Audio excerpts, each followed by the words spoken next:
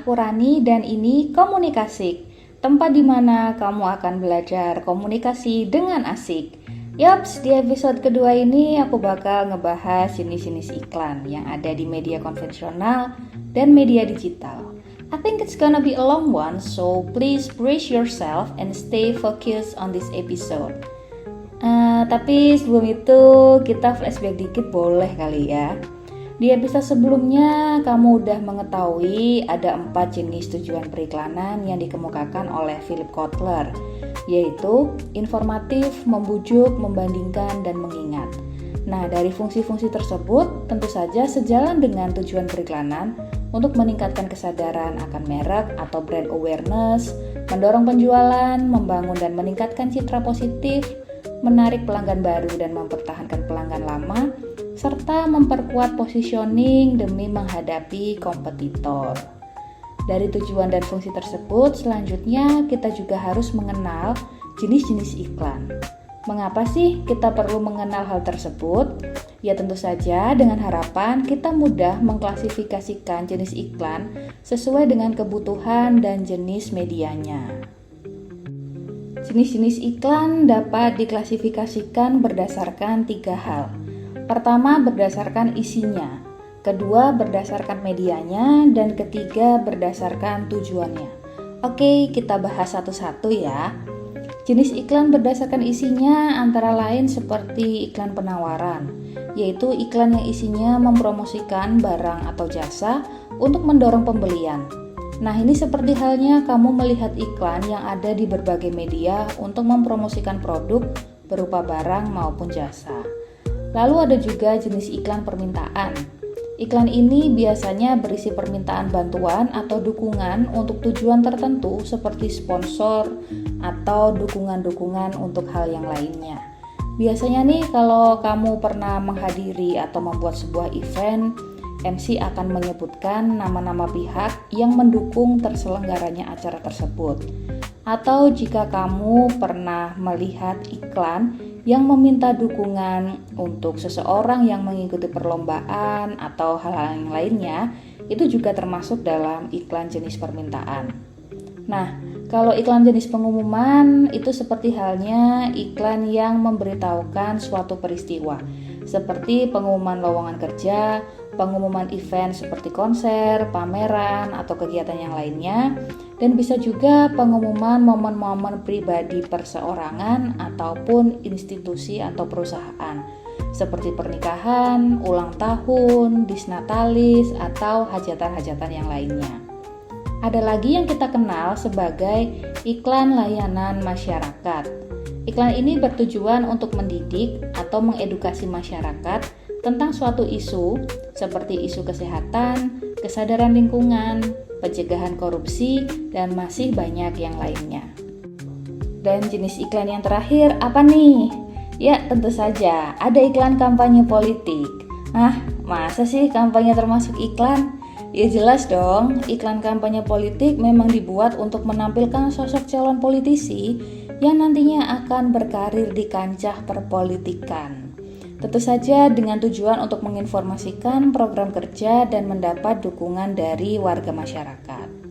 Nah, kalau tadi kita udah bahas jenis iklan berdasarkan isinya, sekarang kita akan bahas iklan berdasarkan medianya. Secara umum, iklan terbagi menjadi 2 media, yaitu iklan media cetak dan media elektronik. Iklan media cetak pun terbagi menjadi beberapa hal lagi, seperti iklan baris. Iklan baris itu adalah iklan yang ada di media cetak yang hanya berisi kalimat-kalimat yang disusun secara sederhana dan singkat. Kalau kamu pernah melihatnya, biasanya hal yang diiklankan adalah iklan jual beli. Bisa jual beli kendaraan, rumah, atau yang lainnya. Lalu ada iklan kolom. Iklan kolom adalah iklan yang memiliki ruang lebih luas di media cetak, sehingga bisa juga nih dimasukkan gambar atau grafik yang sederhana. Biasanya iklan kolom ini ditentukan dan disesuaikan dari besar ukuran kolom dan posisi iklan ada di halaman yang mana. Semakin cepat terlihat iklannya, maka biasanya harganya pun juga berbeda. Contohnya iklan yang berada di halaman utama atau halaman depan pastinya lebih mahal daripada di halaman-halaman yang lainnya. Nah, sejalan dengan iklan kolom, ada juga yang namanya iklan display. Secara visual, iklan display tentunya lebih menonjol daripada iklan kolom, karena bisa menampilkan foto maupun desain yang lebih menarik. Dan pastinya juga kamu mengenal selebaran atau brosur, ya, yang sering dibagi-bagikan itu. Ini juga menjadi salah satu bentuk media periklanan yang dicetak dalam bentuk lembaran untuk disebarkan. Oke, tadi kita sudah mengetahui iklan media cetak ya. Gimana kalau media elektronik, khususnya media penyiaran? Oke, media penyiaran seperti yang kita kenal ada radio. Kita mengenal iklan di radio dengan sebutan ad-libs atau singkatan dari ad libitum. Sebuah iklan yang hanya menggunakan unsur audio seperti suara manusia, musik, dan efek suara. Ngomongin iklan radio nggak lengkap kalau kita nggak bahas iklan televisi atau TVC, singkatan dari TV komersial. Merupakan bentuk periklanan yang paling menarik karena bisa menggabungkan unsur audio visual, gerak, dan teks, sehingga semua indera dapat terstimulasi dengan baik dan mempercepat proses atensi audiens kepada iklan itu. Biasanya durasi iklan televisi sekitar 30-60 detik. Walaupun demikian, iklan ini tentu saja paling mahal ya, karena membutuhkan proses produksi yang rumit, memerlukan kerjasama banyak orang, dan dibuat dalam waktu yang tidak singkat. Nah, pada proses penayangan iklan di media elektronik atau media penyiaran, ini tidak sembarangan saja ditampilkan, namun harus ditentukan sesuai dengan airtime atau jam siaran program. Iklan yang ditampilkan pada saat program prime time tentu saja akan lebih mahal daripada di jam-jam yang lainnya. Sehingga pihak perusahaan pemilik iklan perlu menentukan target audiens, frekuensi beriklan, dan budgeting agar dapat menjalankan proses promosinya dengan efektif dan efisien. Kemudian ada juga ya media baru seperti internet. Nah, iklan di internet yang menggunakan platform digital seperti website, aplikasi, atau media sosial ini bisa menggunakan kombinasi yang beragam. Kombinasi berupa teks, gambar, audio, maupun video. Iklan berbasis internet ini bentuknya bermacam-macam ya. Seperti misalnya pada saat kita menonton video atau mendengarkan musik lewat platform streaming, seringkali ada iklan yang muncul di tengah momen tersebut. Ada juga bentuk-bentuk yang lainnya seperti di media sosial dengan bentuk endorsement, review, paid promote, atau dikemas dengan konsep-konsep lain seperti meme, video parodi, dan sebagainya.